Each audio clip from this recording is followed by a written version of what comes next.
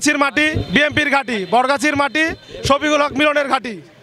আমি আজকের দিনে একটি কথাই বলতে চাই, গত বছর 2024 সালের 5ই আগস্ট শেখ হাসিনা যেভাবে পালিয়ে গেছে, এটা ইতিহাসের নিকৃষ্টতম পালিয়ে যাওয়া। এরকমভাবে আর কেউ বোধহয় পালিয়ে যায়নি। তাই আমি বলতে চাই, আওয়ামী লীগের সন্ত্রাসী ও গুন্ডাদের সাবধান করে দিতে চাই, পবা মোহনপুরের মাটি বিএনপির ঘাঁটি, এখানে কোনো আওয়ামী সন্ত্রাসীদের ঠিকানা হবে না। এখানে সাম্য ও বৈষম্য বিরোধীভাবে সকলের সম অধিকার প্রতিষ্ঠা করার জন্য বরগাছি ইউনিয়ন যুবদল, আমার প্রাণপ্রিয় সংগঠন, ও পবা উপজেলা যুবদল এর পক্ষ থেকে আমি বলতে চাই, আমরা সামনের দিনে সাম্য ন্যায়ের সমাজ প্রতিষ্ঠা করতে চাই।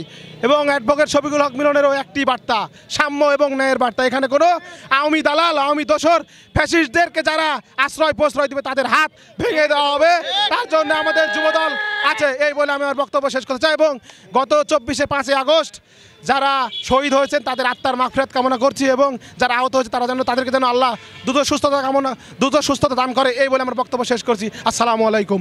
কথা বলবেন নহটা পৌর যুবদলের আহ্বায়ক সুজন মোল্লা ভাই। বিসমিল্লাহির রহমানির রহিম। আজকে 5ই আগস্ট 1 বছর পূর্তি উপলক্ষে পবা এবং নহটা পৌর বিএনপি একযোগে একটি আনন্দ র্যালি বের করেছিলেন। আমরা যুবদল, নহটা পৌর এবং পবা উপজেলা যুবদল সর্বাধিক সহযোগিতা করে এই প্রোগ্রামকে সফল এবং সাফল্যমণ্ডিত করেছি। আজকে একটি মূল বিষয় হচ্ছে, আগামী দিনের রাষ্ট্রনায়ক জনাব তারেক রহমান আমাদেরকে বলেছেন 31 দফা কর্মসূচি নিয়ে মানুষের দ্বারে প্রান্তরে, গ্রামগঞ্জে এবং বাড়ির প্রত্যেকটি মানুষের কাছে আমাদের এই 31 দফার প্রস্তাবনা মানুষের দ্বারগোড়ায় পৌঁছা দেওয়ার যে কর্মসূচি আমরা হাতে নিয়েছি, সেই কর্মসূচিকে পুঁজি করে আমরা আগামী 12ই ফেব্রুয়ারি অর্থাৎ ফেব্রুয়ারি মাসে যে জাতীয় সংসদ নির্বাচন হবে, সেই নির্বাচনে বেগম খালেদা জিয়া, জনাব তারেক রহমান এবং অ্যাডভোকেট শফিকুল হক মিলনকে আমরা বিজয়ী করে সংসদে নিয়ে যাব।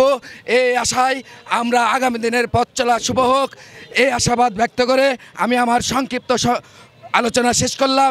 ধন্যবাদ সবাইকে।